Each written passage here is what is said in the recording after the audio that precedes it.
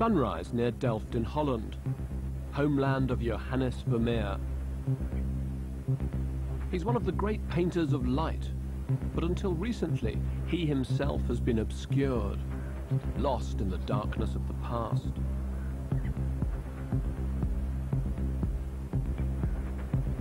I've come here to try to tell his story, to shed light on a life that's remained secret for more than 300 years. It's a tale of love and death, about a man who dreamed of a perfect world, but who ended up drowning. It's a story about a real flood, the flood of 1672, the year of disaster, the Dutch called it, when the dikes were broken and the country was inundated. But it's also a story about rising tides of debt, about the market forces that can swamp and destroy a life. 17th century Holland was a balancing act. It was a nation poised between land and sea, between debit and credit. And at the centre of it all, there was the windmill. There were thousands of these machines all over the landscape, busily pumping water from one level to another, making Dutch life and Dutch prosperity possible. But what's all this got to do with the secret life of one of Holland's greatest painters? Well, I think Vermeer's life was a balancing act too, a constant struggle to keep floodwater at bay, which in the end seems to have gone horribly wrong. Vermeer painted stillness, but he died, they say, in a frenzy, a fit of madness, at the age of just 43. I wanted to find out why.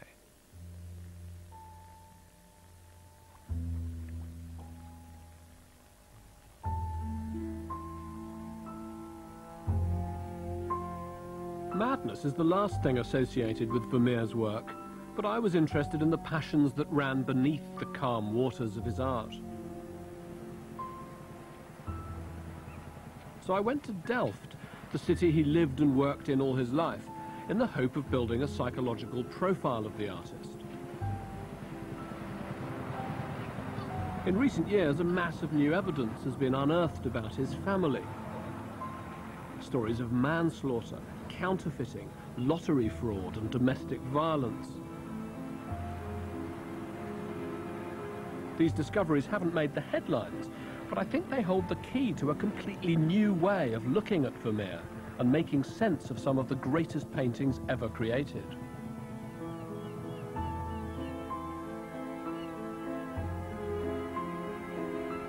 To begin to understand him, we need to understand his city.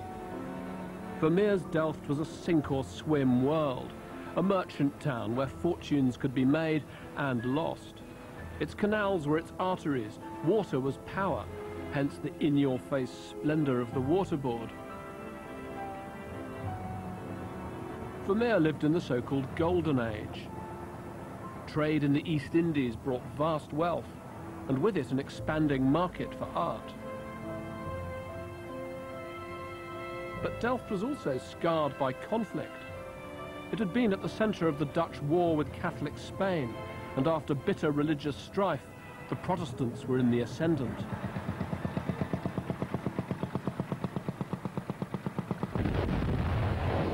Then, in 1652, when Vermeer turned 20, it was a city in trauma. A freak explosion in the gunpowder stores destroyed the town centre and killed hundreds of its citizens.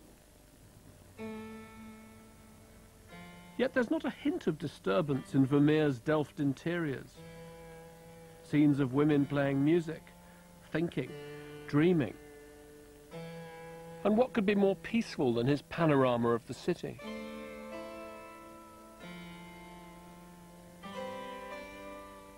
The novelist Proust thought Vermeer's view of Delft the greatest painting there is, and one of his characters breathes his last thinking of a patch of yellow paint glowing in the sun.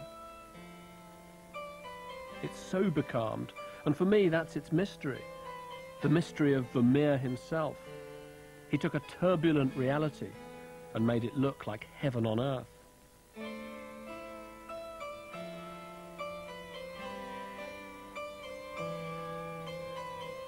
Was there a pattern to his perfectionism? One which could also explain his eventual breakdown and madness? I was hoping to find some answers inside the city walls, and in a cunning attempt to blend in with the locals, I'd rented an exceptionally orange bicycle.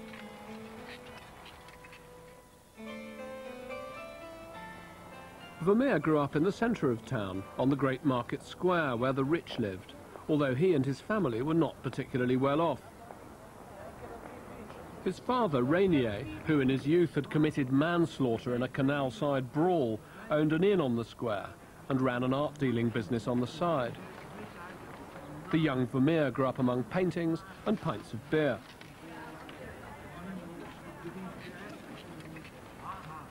None of the buildings where he actually lived survives, and it's not always easy to follow in his footsteps.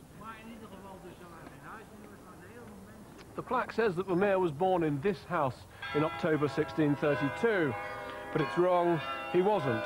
X does not mark the spot.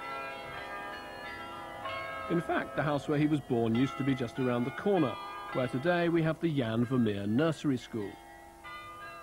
He's elusive too. We don't really know what he looked like. It's thought that he included a self-portrait as the figure on the left in this painting, the first he ever dated, from 1656. It's called The Procuress, and it seems to be an attempt to depict the rambunctious world of tavern and brothel, the world he'd grown up in. But it's a subject which he never returns to. And on the character on the left, itself a quotation from another painting, may be Vermeer's own face in the shadows. He looks out at us and leers.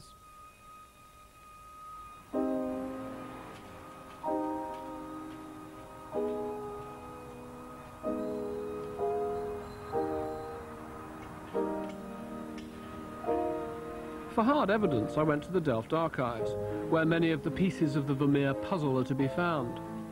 And although they're only isolated forensic traces, from them I think we can start to build a mental picture both of the artist and of the nature of his tragedy. Right, Vermeer's life.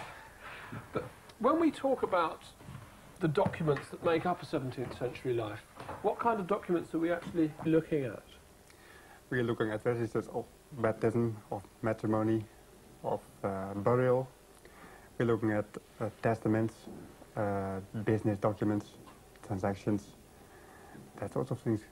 But quite impersonal. We're not talking about personal letters, personal accounts. We're really... None whatsoever.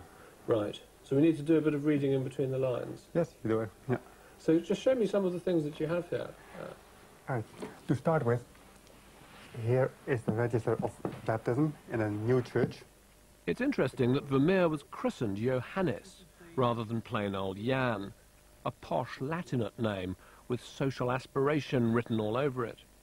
His parents clearly had plans for him, ambitions he'd live up to, until his sudden descent into poverty and madness.